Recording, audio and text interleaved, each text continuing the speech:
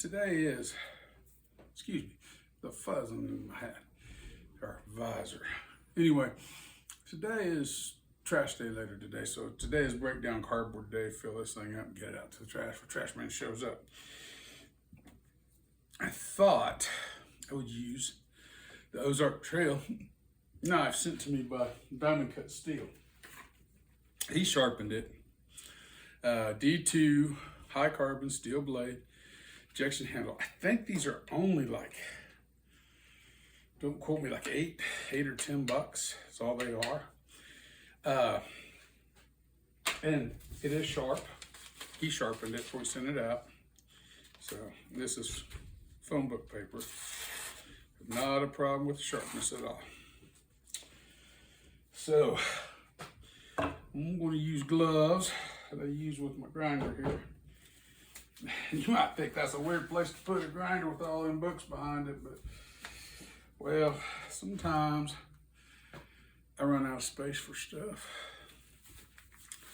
I just do. That's the nature of it. I plan on putting it on my workbench over there eventually, but I gotta figure out what I'm gonna do with the stuff on the workbench. So I got all my reloading stuff. I got 3 reloading presses over on that thing. They need to be relocated, but I got 2 workbenches. I'd like to put it on that workbench. Anyway, let's get started. This is gonna be no scientific how many inches I'm gonna cut it, so, you know, all that other stuff. But let's just see what kind of a thing. And not all this cardboard is of equal grade. Some of it like this has got that heavy stuff on it like that. And some of it's going to be a lot smaller, thinner grade. Put that along the line there.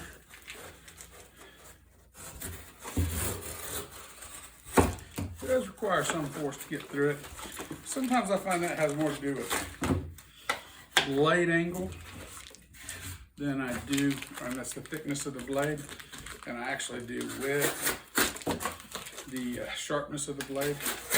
Because a thinner blade, sharp thinner blade, like a razor blade, will cut things a lot better than any knife will. And if you cut across like that, that's different too than if you cut with the grain. So it's all a matter of perspective on how you do it.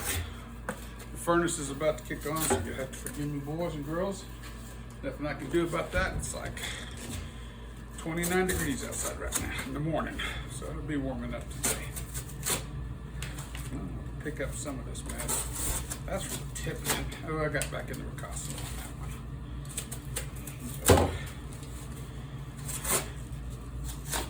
So, see, like this is double walled as you get down to there. That gives a little different texture. This is not a scientific thing. I'm still getting in that ricotta. Or the sharpening choil. I'm calling that wrong. It's actually a sharpening choil. See if you go along the edge. Works great.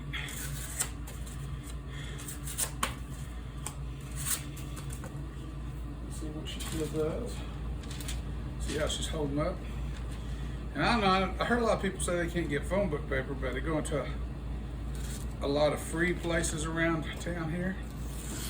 You can still get phone books. Well, it cuts if I stay on the edge there. So we're not gonna worry about that. Tear that out there. What do I expect out of the knife? I really don't know. That's why I'm doing this. I've got an Ozark Trail, but it's the one in 14C28. I think I paid $20 for that one. It's the only Ozark Trail I really got, other than this one. And I like it.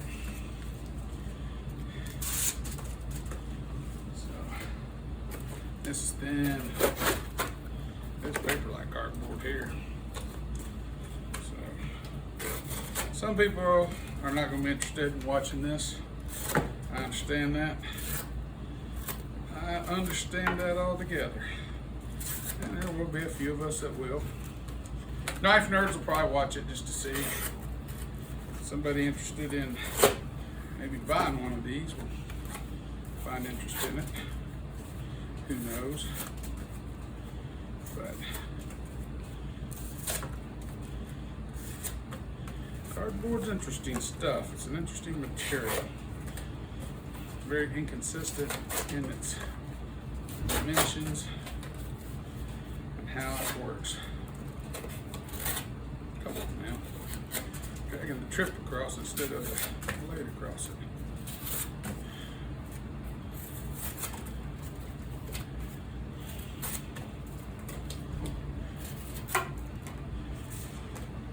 This is a little thicker type. Here's some good thick double wall with double wall again at that end. This, whoa, she is tough. This had a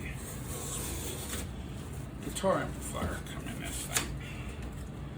Whew, that is some heavy duty stuff there.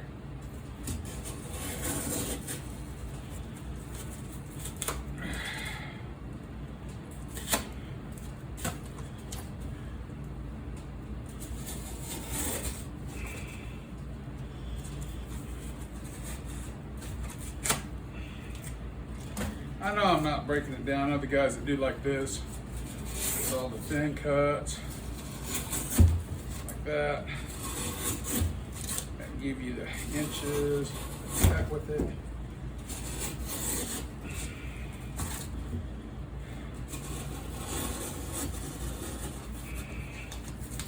But I gotta remember, I'm just really wanting to break this down.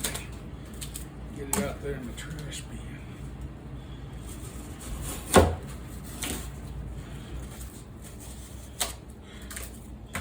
Does require some force. We're going to check the sharpness after we're done with this one.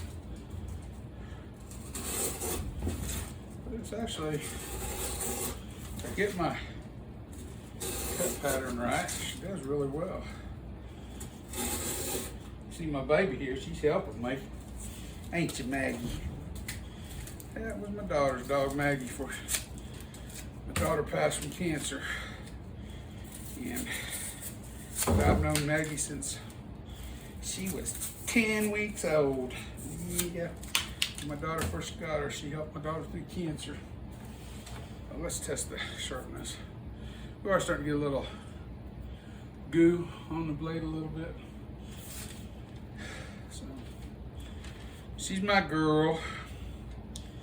I helped train her to retrieve and all the other stuff. She's getting a little, showing a little signs of dullness. Yeah, she's starting to get dull now. She won't hardly cut the phone book paper anymore. If you do it just right, you can, as my dad said, you hold your jaw just right. That's not cutting, that's just ripping there. But try it one more time.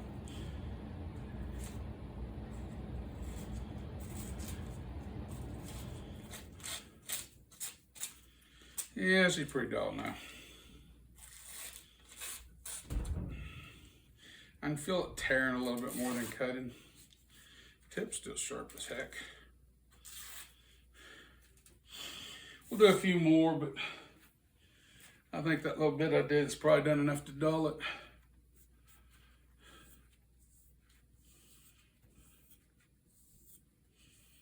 Let's clean the goo. I find sometimes that tape goo can interfere, give you a false determination with that.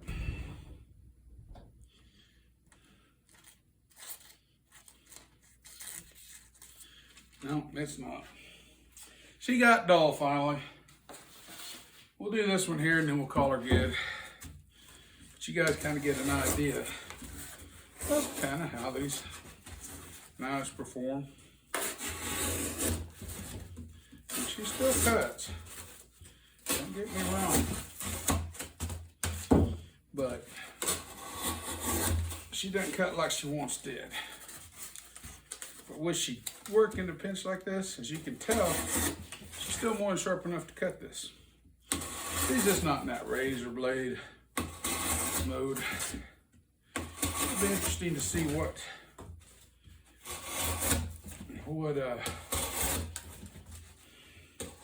it's going to take to get her back to there. Might just be a little bit of strop bend, who knows. She's holding up too. No movement. Thought for a minute I felt a little movement. This double-walled stuff is tougher than the person realizes.